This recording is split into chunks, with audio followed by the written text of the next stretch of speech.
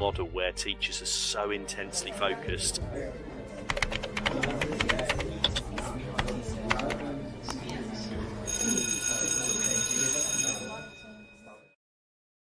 Outstanding and world-class vision and world-class this. I'm a real leadership geek, honestly. I've spent my whole career reading books and chatting to people. I just find the whole thing and the announcement, the way it's been announced, bizarre. If you could move away from a model where teachers are so intensely focused.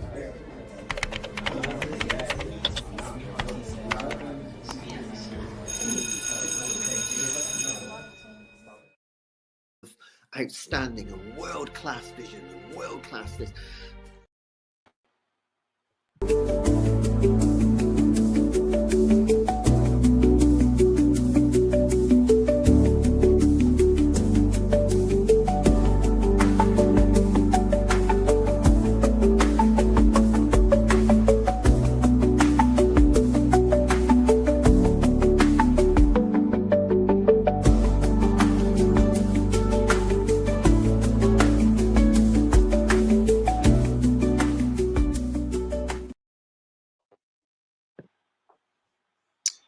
Good morning, everyone. Welcome to another edition of Teachers Talk Radio, the morning show for me. My name is Michael Bright, and I am delighted to be have as a guest on our show, Mr. Steve Trotter. Steve, how are you? Yeah, very good. Thank you. Yeah, thank you, Michael. Thanks for inviting me. No problem at all. Today, it's going to be a really good show. It's going to be beneficial for people who are working as single people departments. So if you're a sole person in a department, in school, in education, this is going to be an amazing show for you.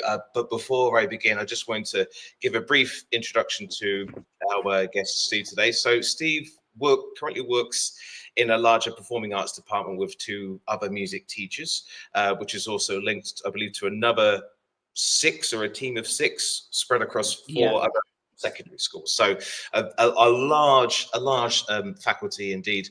But actually, Steve will be starting a new role in a new school as the sole music teacher, but also the head of performing arts, where Steve is also going to be line managing another drama teacher as well. So going from a larger faculty to our topic today, to almost a single person department. Steve has had lots of experience working in departments where it's just himself. So it'll be an amazing opportunity for all of you to listen and to glean as much as you can from Steve's insights into being a sole person department. Just before we begin, just wanted to mention that the show is kindly brought to you in partnership by John Catt Educational, publishers professional development books and resources that support great teaching and learning in schools around the world. Level up your professional development today and visit johncattbookshop.com to explore the full range of titles. And we're using the code JCTTR2425 for 20% off your first order. So the layout for today's show is we're going to be going into greater details about what it is to work in a single person department, all of the benefits that come with it. We're going to be talking about some issues that come up when one is working in a single person department. I'm currently working in a single person department, managing about 8 or 9 peri staff as well. We're also going to be talking about experiences to do with working in a school or an educational setting. So we talk about tips, strategies, any helpful advice for those listening to kind of help them with their job positions, and yeah, we'll open up really anything else in regards to working as a sole teacher. We're both music teachers, of course, Steve and I, but as with the previous show, when I interviewed Patrick Jones, I want to make this as broad as possible. So a lot of the things that we will discuss today will, of course, be centered around our experiences as music teachers, but we both worked in education long enough, so we'll try to make it as broad as we possibly can for those listening. So So yeah, it's a wonderful topic, and let's get straight into it, Steve, shall we? So first thing I wanted to start with is the benefits of working in a single person department. So for your experience, Steve, what do you think are the benefits from yourself as a teacher, yourself working in a system, in an educational system, perhaps the benefits to do with working closely with students, with colleagues? So what do you find are the benefits for that position? I think the key benefit is that you're the captain of the ship. It's your department and it's your vision, just like it would be with any head of department. But you haven't got to convince anybody now because it's just you. And I think that sense of needing a buy-in from other people for your vision. We'll talk perhaps later about how we get that buy-in from further up, but actually within a department, you get to think, right, through my experiences, through my skills set, I have my philosophy for what, in my case, music education is, what I want to do, and you kind of get to do it. There's not somebody else that you think, well, I need to adjust to them because I know that they've got an interest in this area. So I think that for me, having that autonomy to have that vision that you want to have and bring that to fruition is one of the key factors. With that comes the fact that I think curriculum design is, for me, what I'm most looking forward to in September, is that you can tailor that to your strengths and your skills, obviously making sure that it's still broad and balanced for the students, but you want to teach the areas that you personally have an interest in, but also you have developed skills in, and I think that's certainly a great thing for working a one-person department. You become the face of that subject, which is quite a pressure. And again, we're trying to talk about the advantages here. So yes, it brings with it pressure, but you become the face of that. Students see you as the music department, or you as the dance department, whatever it is. So you have the ability to set up the expectations, the routines, this is how it's going to be. In music, we go in like this. Your room setup. And I was thinking before I came on here, I thought there's lots of parallels with a primary school teacher. Yeah. In a one-year department. So if you are the year 3 teacher, you get to set what year 3 looks like. And in that sense, I think there's lots of advantages that way. As I say, you become, if like, you become the brand ambassador of your subject. And again, it's back to that autonomy. It's back to you make of it what you will with that. But as I'm sure we'll talk later, it's all on you, and that's a different level of pressure. But yeah, the autonomy and the ability to make it yours, I think, is the key thing for being a one-person department. Absolutely, yeah. I mean, you mentioned the freedom with curriculum, and it's you're your own boss, really, aren't you? So if there's anything that you want to teach or implement in your department, whether it be structurally, curricular, co-curricular, you don't really have to ask someone within the department, is it okay? Is it okay if I do this? Or you have to kind of go through various means. In many ways, once you thought about the planning, certainly when it comes to teaching a topic, you thought about it, and then you go, oh, actually, I can teach this now. Or if there needed to be a change in the scheme of work, or there needed to be something in there, you don't really have to go through those layers to talk to people. You make it happen yourself. So there's that instantaneous aspect of teaching and planning as well, which is really, really good. In my department, it's a great privilege and it's great freedom to actually control many aspects of music making in my school, and I work obviously a lot with my peripatetic team, and it's just wonderful to think about things that we need to do, but also to action them quickly. So things get done, well, depending on the time of term, of course, things can get done fairly quickly in regards to that one. I also think in terms of a benefit is personalized teaching styles. So you're not working in a department where one person has one methodology and one person has another, which could cause a little bit of professional tension, so to speak, in terms of Mhm. teaching styles, because it's just on you. You have your own personality, and you can teach really with your own personality. And I guess there's a nice feeling in a way that when you are teaching a class and teaching the same class, you can really develop your own pedagogy and really develop Mm, your own style. definitely. If you're, I mean, I've been team teaching classes in the past as well, and it's been wonderful to bounce off people. But I find that in certain topics, if the person and I got a different opinion on how to teach it, Mm. there could be some issues in regards to how it's delivered, and that could slow down the process. Or if you're covering a lesson, if they can't make it, you're covering a lesson and you're trying to get into the class and see what they're doing, and there's a bit of that handover approach which sometimes can slow us down.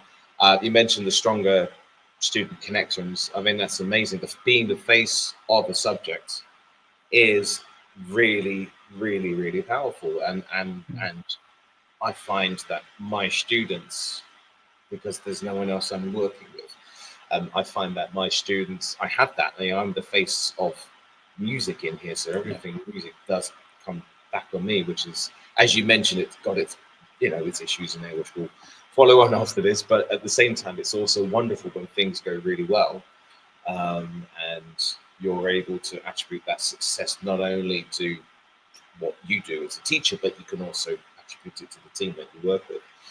I think just really the autonomy and being your own boss is a great thing. Sometimes life gets in the way. You need to have a day off, or you need to nip out somewhere. You don't need to ask your line manager, so to speak. You can just go, right, as long as I'm not missing a lesson or wherever it is. It can work. I've got a question just before we move on to the other part. Have you got any experiences? Have you got a moment particularly where you felt being the sole music teacher, like, just if it happened any other way and I was working with someone, it wouldn't have worked? Was there a moment in your career where it only worked because I was the sole teacher here and it worked really well? Is there anything that you can remember? I think, again, I don't obviously made the same point, but I think it comes back to that curriculum design. Is Okay.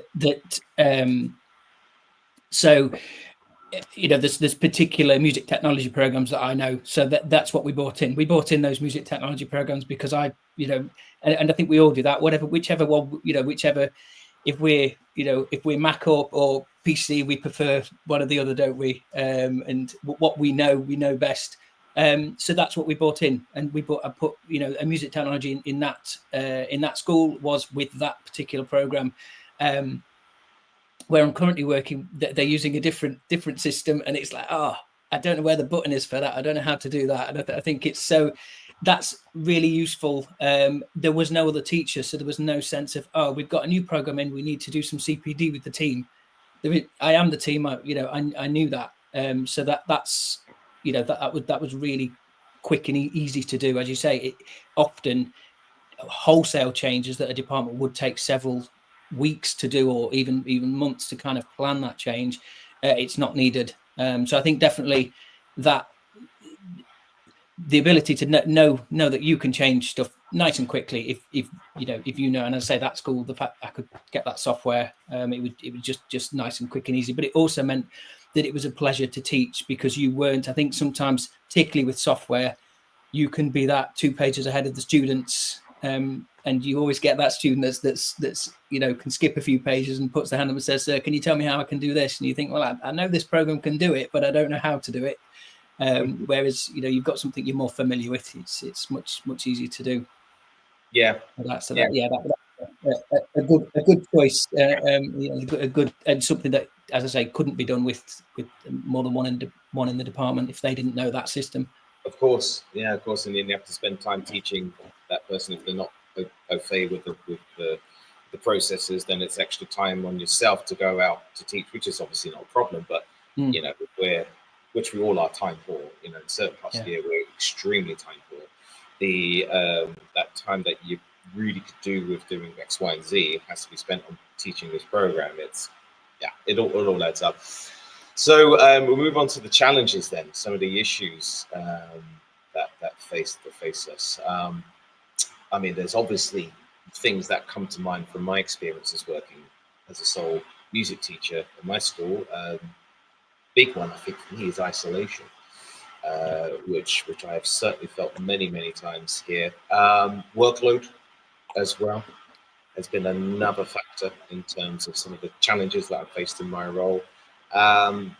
Professional loneliness is something that I wrote in my notes. And it sounds more serious than it is, but actually it's that isolation and that feeling of feeling alone, and not in a sense of physically alone, as in, you're in a school, so people are walking in and out the doors and see everything, but that sense of being the sole person who is in charge of the subject, that professional loneliness of there is no one else in this school that has the subject knowledge and the expertise and experience that I do. So who can I bounce off? Who can I turn to in that way?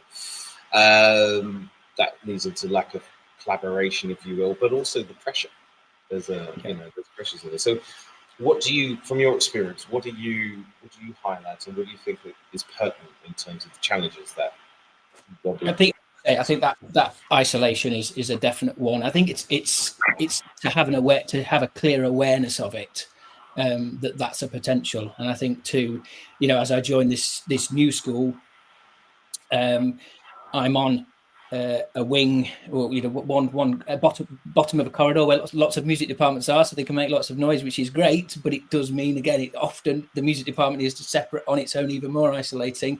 But on that corridor is the art department. There's actually SLT officers there and things. And I went for a visit a couple of weeks ago, and I've sort of thought, right, I wonder if I can just see if I can get a desk within the art office, and sort of make my own little mini network. And I think you've got to do that within the school.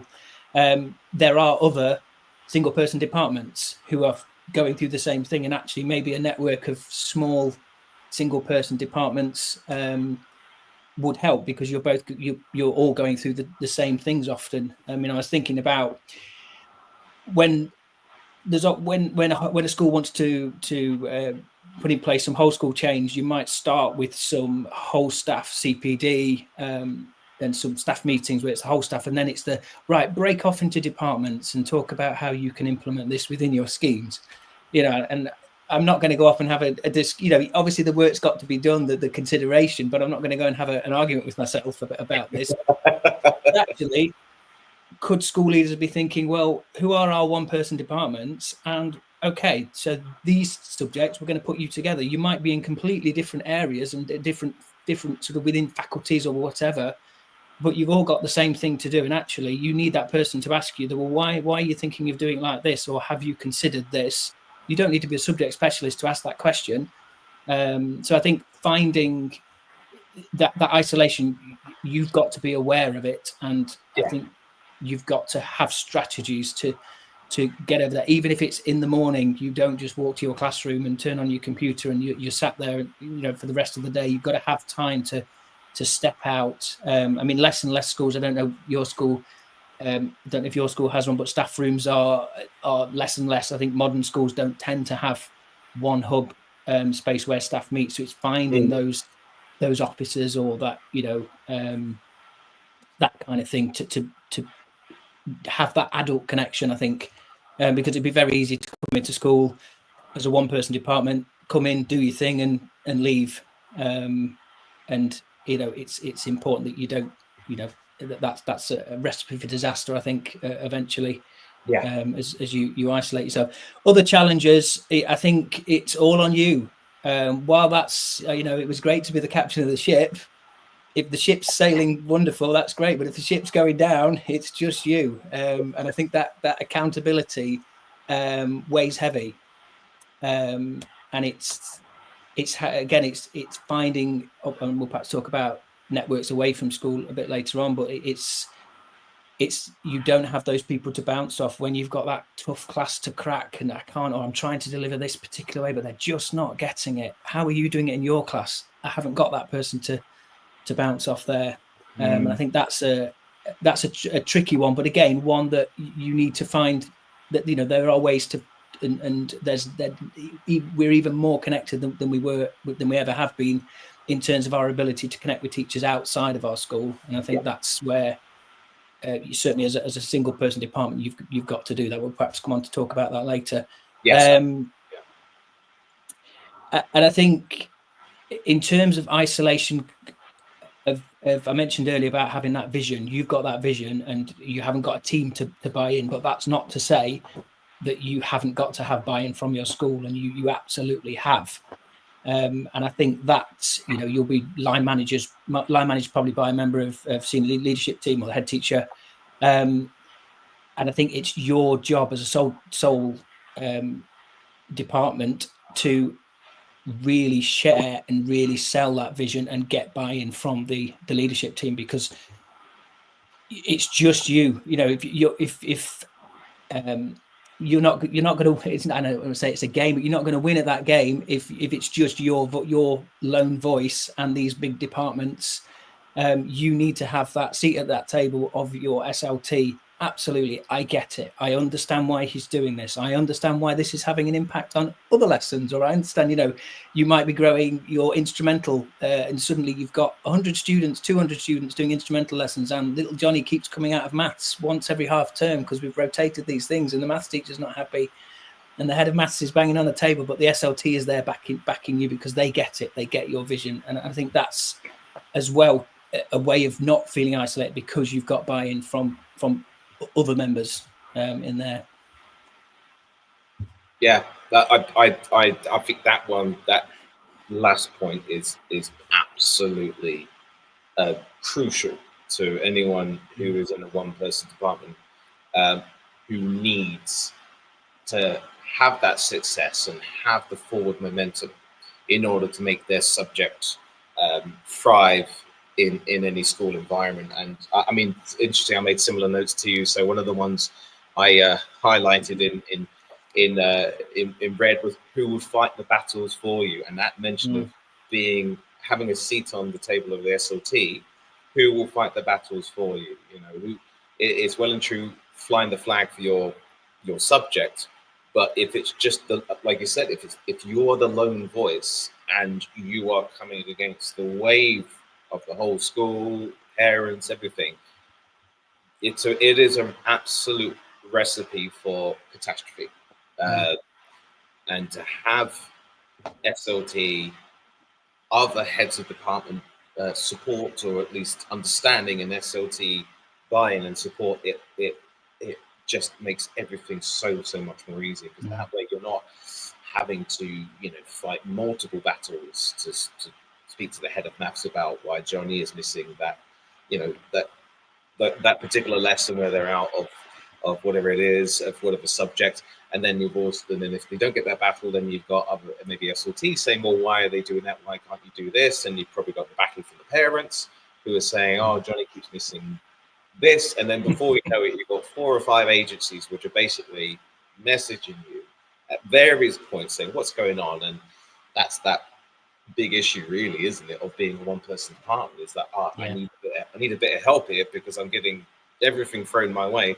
Gosh, who can I turn to? What can I do? So having that support, feeling that support, shall I say, it's one thing having it, but I think feeling the support, knowing that, like you say, at the back of my mind, it's all going a little bit awry, but you know what? I've got so and so. They've said to me before, they got my back. Okay, that's good. We can deal with that. Yeah. I think what if you don't mind, one of the other things that perhaps we need to make sure we do cover is that, and this is certainly my very first role, was in almost a mirror department, because it was I was going in as the then NQT rather than ECT. That shows my age. The NQT of music, and there was a head of drama, one person who was the head of performing arts, kind of the other way around. But I was there as a lead teacher, and I made, as we all do in our first year of teaching, made lots and lots of mistakes. But I went in there trying to change the world, and I thought I could do everything. I could change everything. I want this. I want that. And I think sometimes when we might look at departments, we might look at schools that have got thriving departments, whatever subject it is, And what we don't do is we don't notice that they're a bigger department. They've got more people, therefore they're doing more. And I think we try and do too much and put it in place, and we spread ourselves too thin. And I think there's a big danger of going in there and trying to do too much too soon and really not achieving anything at all because you've just done a little bit of everything. With this new school, I've started writing my list, just some sort of brainstorming ideas, and I think I'm up to about 100 ideas of, I could do this, I could do that. And I think what I didn't do what I will do this time, which I didn't do in my first year of teaching, I need to go right strategically. What is it that I need to do? What's the best way to do this? What's the realistic goal of this? Your short, medium, term 1, term 2, term 3, year 3, year 5, year 10. What will be dependent on this? What's got to happen for this to happen? And again, it comes back to that buy-in with SLT as well. What's the school's plan for 3 years, 5 years, 10 years for this department? I was thinking this because, again, if you've got that development plan, which is then not got the buy-in with SLT or is clashing with what the school's priorities are, that again isn't going to happen. But I think that being so careful to be realistic with yourself, but also as well, making sure the school's realistic with you.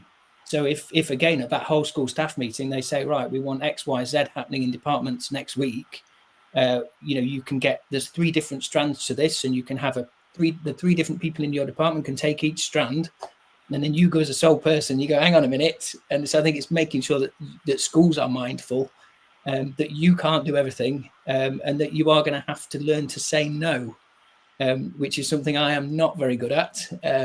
Yeah, me too. And because again, it's all on you, and you're accountable for it. So there's no sort of passing the buck afterwards either. But there's no delegation. I think that's the other. There's no delegation on the surface, but that's not to say that you can't think about how you can use students, other staff to support your department. Because often, again, we're perhaps talking specifically with music, but maybe with other subjects, but things like student ambassadors, monitors, things like that. That there's students love, and that empowering the students, that they love it. There may be staff in your school that have an interest in your subject that would be absolutely willing to, and whether that be extracurricular things or just support in other areas of your subject. So it's making sure that you use what's around you. But I said certainly that message of not trying to do it all, and just being very strategic in what is realistically achievable, and doing less well is better than doing more mediocre. I think is where we are with that. Yeah, and it also leads into a note that I made about no cover when you're absent. So really what we're saying is because it's falling on you. So if you're not there for whatever reason, if someone does cover your lesson, or God forbid, if you have to be away for a term or whatever it is, who's going to be delivering the curriculum? Who's going to be contacting the parents? Who's going to be doing all of the nuts and bolts of the music department? And that's another thing. There was one more thing I wanted to mention about the issues, sorry to say, with being one person department is the lack of CPD. I mean, you touched upon it with obviously the inset day and when we're all separated into departments and discuss things, but the actual lack of CPD in the school, i.e.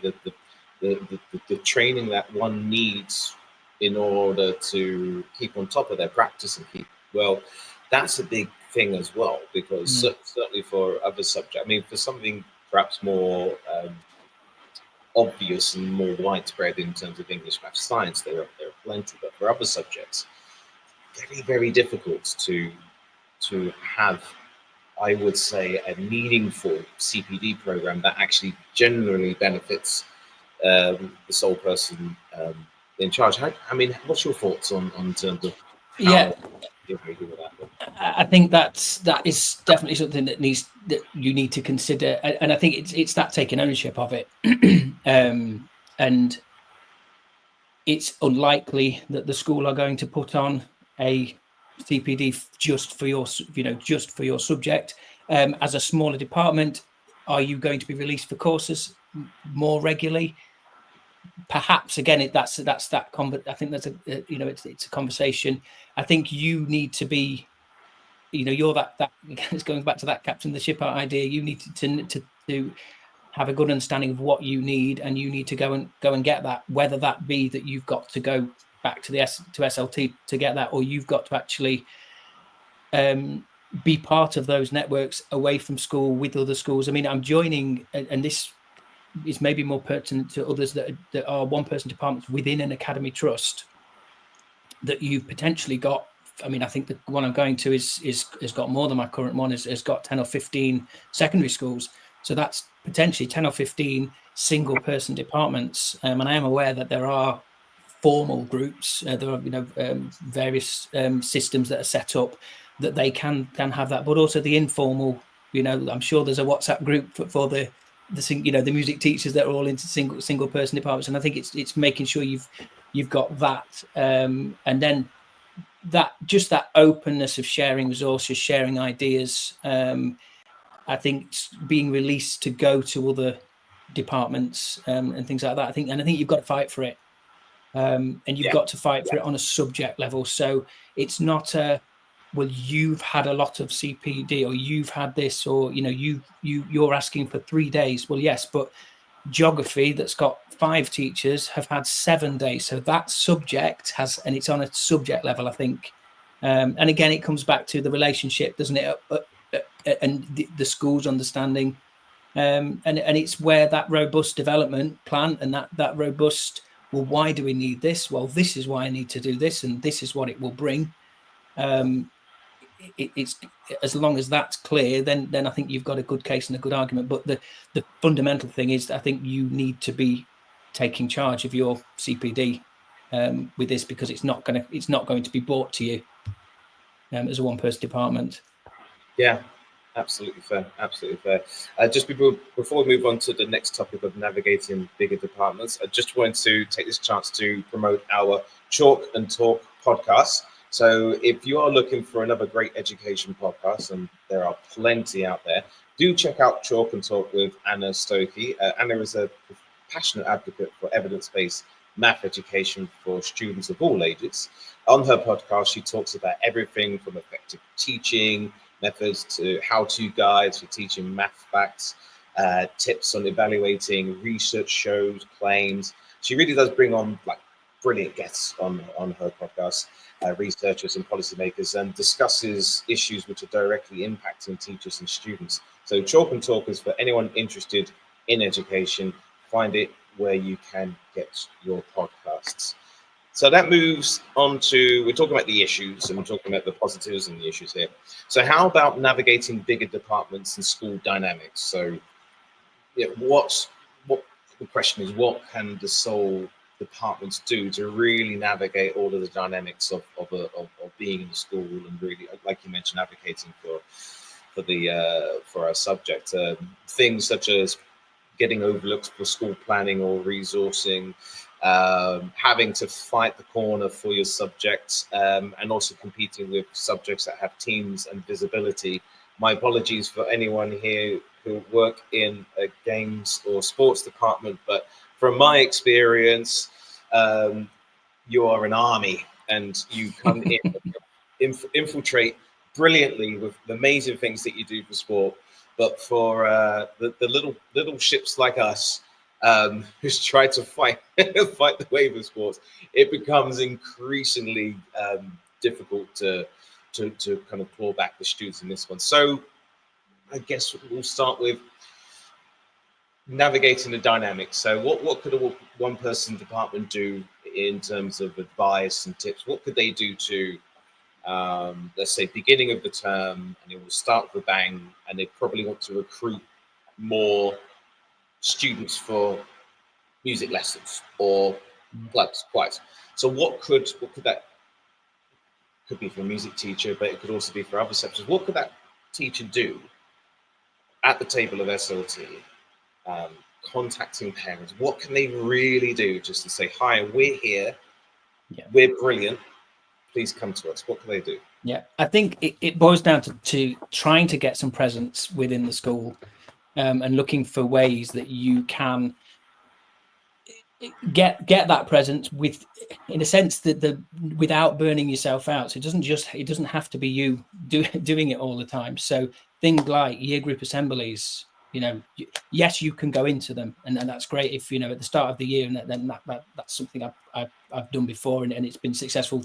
Like you said, things like instrumental tuition and extracurricular groups, you want to get your plug in, but also that could easily be done with a video. Here's last year's concert, here's and again, perhaps here's the student ambassadors prepare an assembly and sell it, and your subject is visible. We've had things with different color ties for again, student ambassadors, or when we're doing shows and things, they're allowed to, we buy the hoodies and they wear the hoodies, and all of a sudden students are going, well, why are they not in uniform? Oh, they're in the show. Oh, great. That I think it's trying to find that sort of visibility.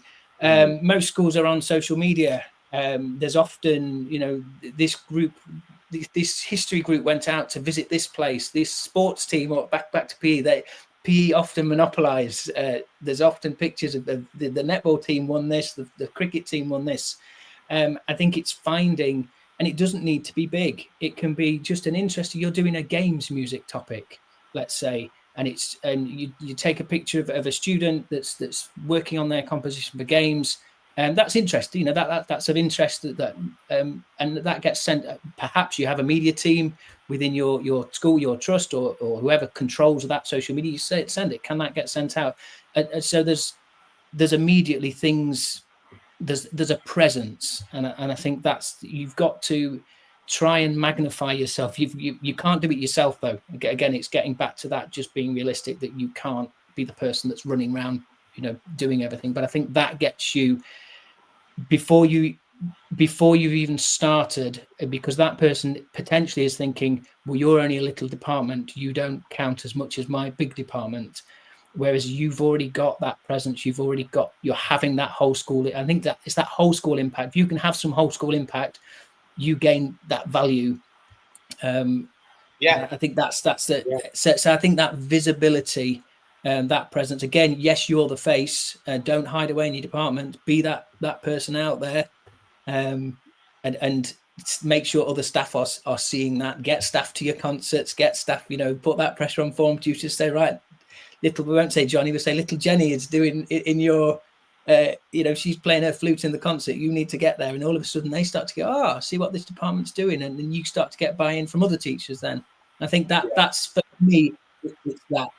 I'm not going to do the hard sell of, we all fight for our subjects. We'd all want, 2 days of whatever subject we teach and all the other subjects down here. That's the nature of us, because we're passionate about our subject. But actually, that's not going to help anybody, because you're just trying to sell that to another teacher who prefers their, who prefers their student. Show them the impact it's having on students. And I think that then makes the harder conversations later on easier, because that they can appreciate what your subject is doing. Again, and it's come down to students, isn't it? What are you doing for the students? And if that's visible, I think you've got to, you stand a good chance at that point of, not winning the argument, but coming out well in the conversation. Yeah, yes, I'm glad that it's. I fall into that trap often, but it's probably because of a little bit of a siege mentality, but also that single-mindedness of my department must be visible, it must do this. So I do fall into some of those traps of, let's reframe it, rather than winning, just putting yourself there rather than kind of going out all gladiatorial and just saying, I must do this today. Yeah. Great points. When I joined this school, the first thing I thought of was, how can I make my subject visible? Because it hadn't been before I joined. So how do I get the quote unquote bums on seats? How do I get to tell people, students and everyone in the school, by the way, there's a department which is just off campus, a bit like yourself, tucked away. We can make all the noise we want, but it is tucked away and we're not part of the humdrum of the school. How on earth do I tell people it's always existed there and you can go? So I requested to do the singing assembly, so we do congregational singing. And before each assembly, I think I started with, or they gave me 5 minutes, and I went, need more? And they go, well, you can't. I go, all right then. So in that 5 minutes, I absolutely just went, right, we're going to do this, and we're going to sing these amazing songs. I'm going to introduce songs, introduce things which students may not have been aware, or maybe through conversation they were talking about. So I'll give you an example. So someone mentioned Stormzy in one of the lessons, and I go, oh yeah, Stormzy, blah blah blah, and I know a little bit about his background, and I worked with a colleague who used to teach him in South London, and I said, oh yeah, so what song would you sing? He said, oh, Blinded by Your Grace. I said, it's a beautiful song, isn't it? It's an amazing song. Next week, it's an Our Singing Assembly, and just the sheer energy and the joy that just permitted, not only in students but some staff members too, who are almost looking at it going, wait, we're going to sing Stormzy? I said, yeah, of course, why not? Blinded by Your Grace is a beautiful song. It's a beautiful homage to his religion, and it's a banger as well, and we're even going to do the first rap as well, and it went down a treat. So 5 minutes then became, well, I need 10 to 15 minutes. Okay, you got it. And then from that earning of trust, so to speak, I was able to introduce that, and as a direct result, people started to notice, the fireworks, so to speak. They noticed the lovely display, and then it's like, oh, you're doing that there. It's like, yeah, come in, break time, lunchtime, come on in the lessons. We're doing this. So it's doing moments like producing moments like this in any school are really key for a single person to do this one. Definitely. Making it loud, making it bang. You're making people go, right, come to this place because we're doing these amazing things. Just come along, no experience needed. Just come along, do it, and we'll teach you the rest on this. So that's really fun. And it might be that obviously we're trying to keep this general, and I think subject like music does lend itself to putting on performances and being visible in that way.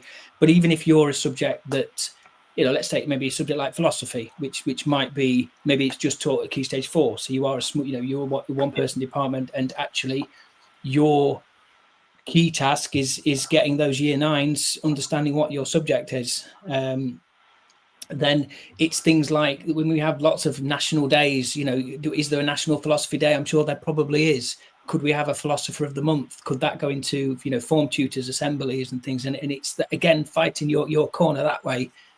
So by the time the students are opting for your subject in year 9, they've got an idea. We've come across these little ideas. And again, that's just another idea of visibility, but these opportunities are there.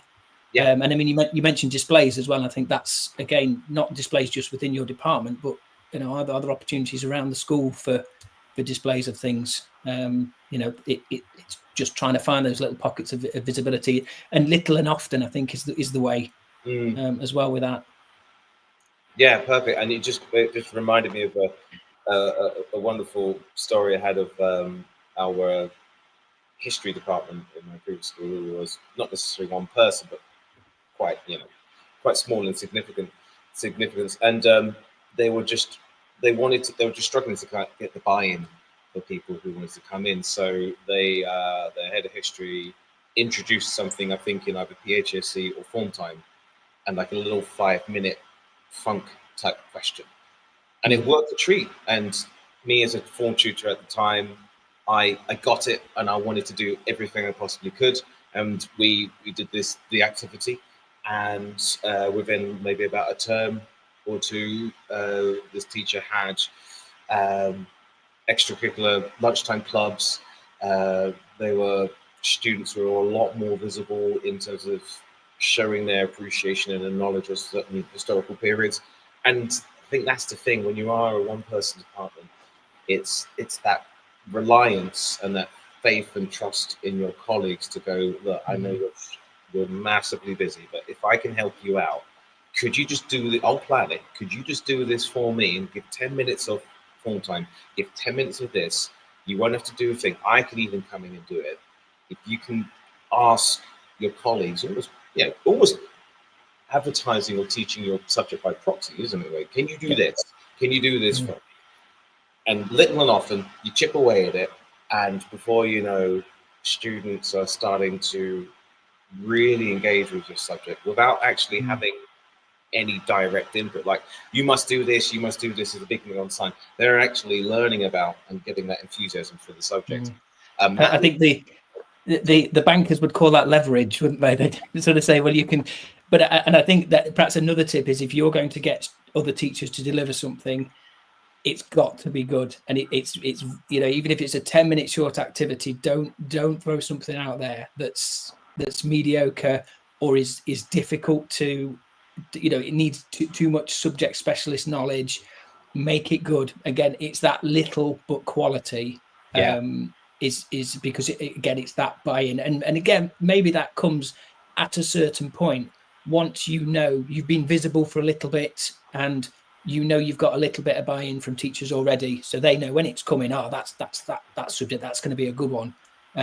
Because there's nothing worse, and I think we've perhaps, as a form tutor, you may have done it. I know I have, where you get something through and you think, that's been thrown together, and you deliver it kind of thrown together because that's what you've got. So if you send something to teachers, make sure it's good, make sure you've got that buy-in, and you'll reap the leverage. If not, you won't get that, and it's going to be detrimental then, isn't it, for your subject?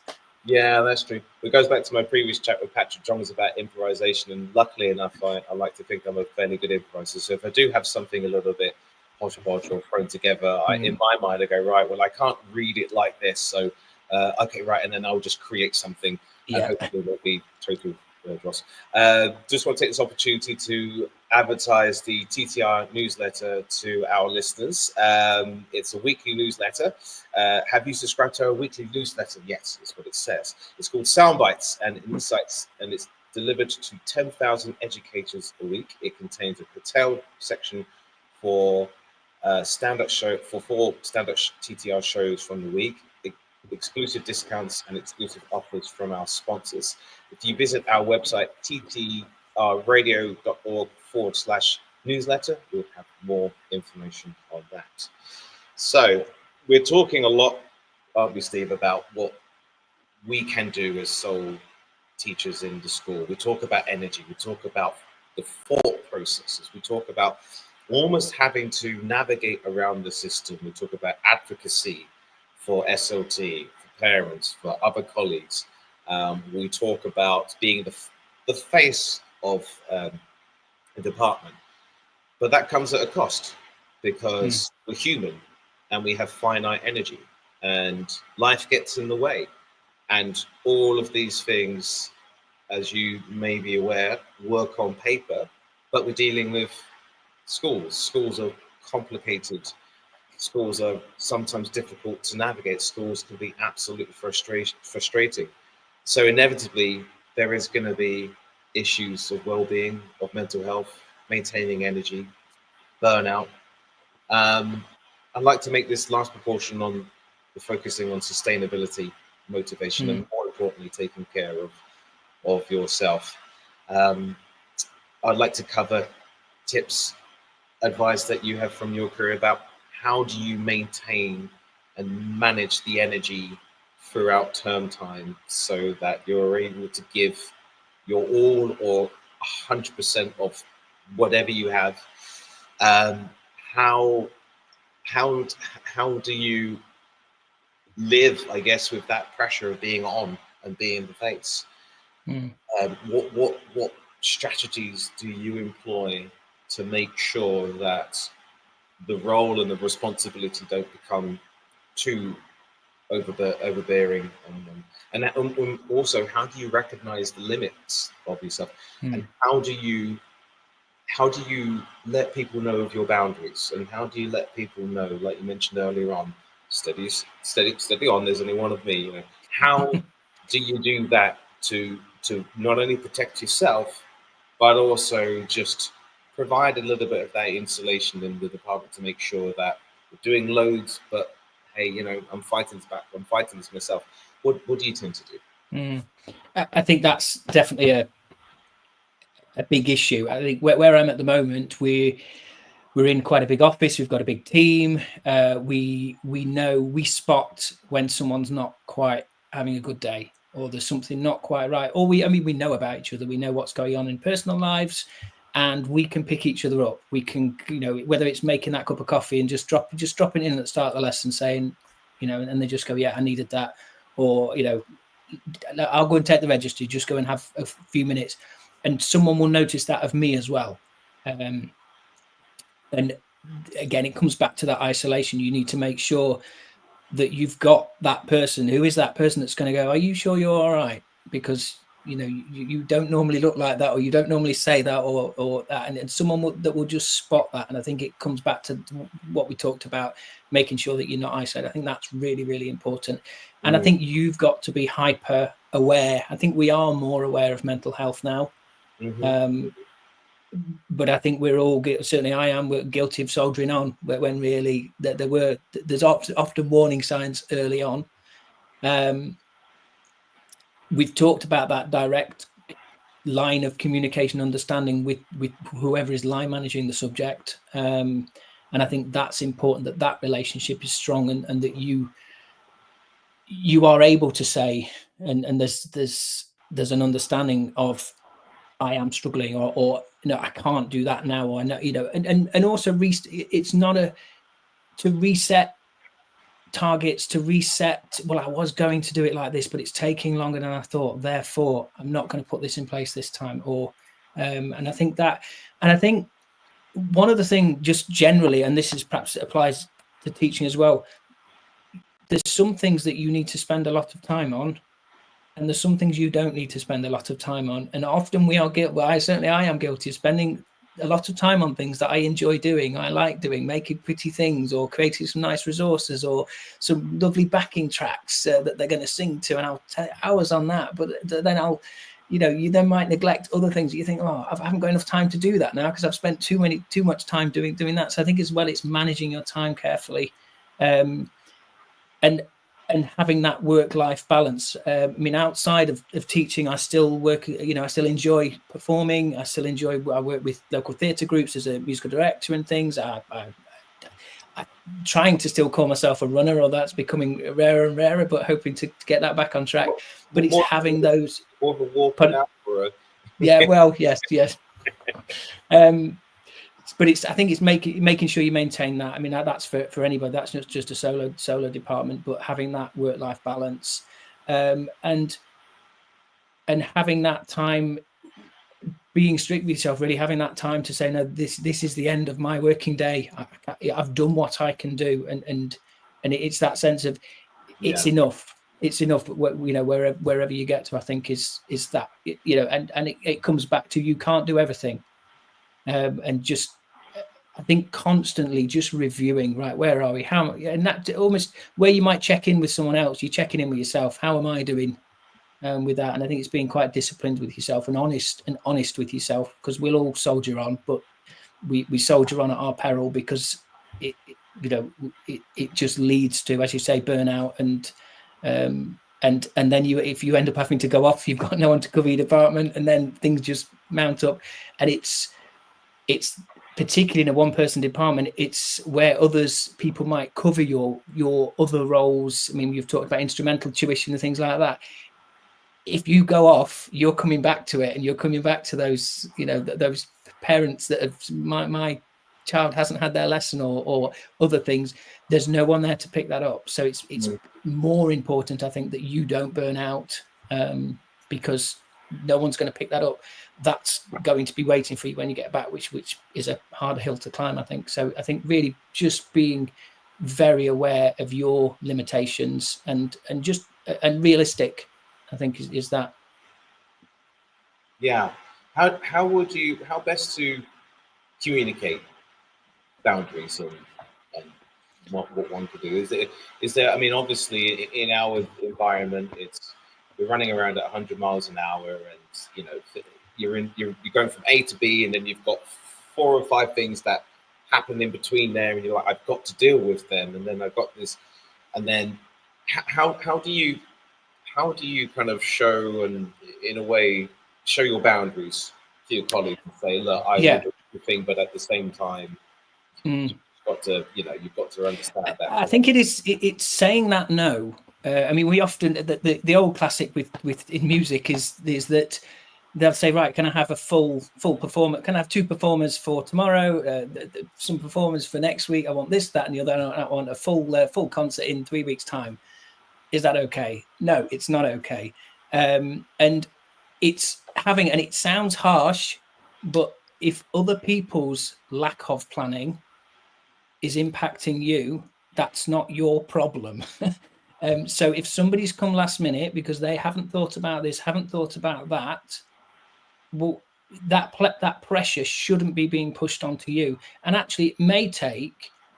No, I'm going to say no this time. However, if you want this, I'd love to do that. I'd love to be part of that. We'd love to put that in place, whatever it is. But this is how long it's going to take, and this is how much notice I need. And sort of, it might not be pretty to start with, but they'll never do it again. And the next time they want it, and they'll respect. There will. I think there will be an element of respect because there's an understanding of okay, yeah. And really, the person does know if they're coming last minute, they do know. And maybe you can offer a solution, but sometimes you can't be that solution. And I think it's having an understanding that that's fine. Because actually, when you set those boundaries, that person will come back the next year, but they'll come back 6 weeks before and say, I need this, this, and this. Is that okay? Yeah, I can do it this time. Thanks for giving me the notice that I need. I mean, I remember reading somewhere about people reading emails. Set your schedule before you read your emails. I mean, it certainly didn't come from a teaching world, but I like the idea of an email is just someone imposing their priorities on your priorities. And actually, someone sends you that last minute email because they're panicking, they've forgotten. Well, hang on a minute. That's, let's just review that. Is that something that, do I need to be given that added pressure? And sometimes, of course, you do. It's the way education organisation. But I suppose it's recognising that and just being strong enough to say no, because in the long run, you will be respected for that, and it will happen less and less because you. But I suppose the drawback is you don't want to become that person that always says no, because you're trying to boost your department. Because if you keep saying no, they'll stop asking, and then all of a sudden your department starts to shrink. So I suppose it's having that happy balance to recognise when it's. And again, well, it's that balance, but it's that boundary, isn't it? It's that healthy boundary of it, it's a yes or it's a no, and this is why. Yeah, brilliant. Thank you. We're almost at the end of our chat, so I'd like to basically ask you, Steve, as a little summary. I know you mentioned before, like if I had gone with my first role as an NQT, I would have done this. Is there any bit of advice you'd give to any of our listeners? Who are working in one place, about whether they're starting it or they currently, is there any, from your point of view, any wise words? Yeah, I mean, we've covered a lot, isn't it? I think the main sort of takeaways are the network. So make sure you're networking with people in your school. Make sure you're using the Facebook groups, the WhatsApp groups. Don't try and reinvent the wheel. There's so many resources out there. There's enough there to get you going. Again, focus on what you can focus on. Some things don't have to be absolutely perfect straight away. So I think those networks and having a clear plan of not spreading yourself too thin, a clear plan of what you want to do when and very realistic. And then the third string really is to have buy-in from the school, the staff. Make sure that yes, you know what you want from your department, but make sure that you're communicating that effectively so you've got buy-in from SLT staff, and hopefully those three things should stand you in good stead to be successful as a one-person department. Yeah, absolutely. I think you've made some brilliant points. And I think for anyone listening here as a one-person department, another takeaway is you're not alone. The irony is that you are, but you're not alone. Actually, there are. If you just, it's hard because when you're a one-person department, you do have to source things yourself, which as we mentioned, could also lead to the mental resources that one has and the pressures of doing that one. But there are plenty of other people in your situation who are leading departments by themselves. Might be in different subjects, but they will all have similarities that we've mentioned in terms of the issues, but they'll also have some great things that they share, and they have the autonomy to do. So I think in terms of anything like that, just really to expand the network as best you can. Steve, thank you so much for your time today, and thank you to our listeners and viewers of Teachers Talk Radio. I'll be back in a fortnight's time with a new guest and a new topic. But until then, I wish everyone a lovely Saturday. Best of luck for the run up to the end of the summer term. Don't judge me, but we broke up yesterday, so I know. I'm sorry. Hence why I got the hoodie on and I'm a little bit coarse. Oh dear. All right. Thank you so much for listening, everyone, and I'll see you all in the fortnight. Take care, everyone. Now, bye. Outstanding and world-class vision and world-class this. I'm a real leadership geek, honestly. I've spent my whole career reading books and chatting to people. I just find the whole thing and the announcement, the way it's been announced, bizarre. If you could move away from a model where teachers are so intensely focused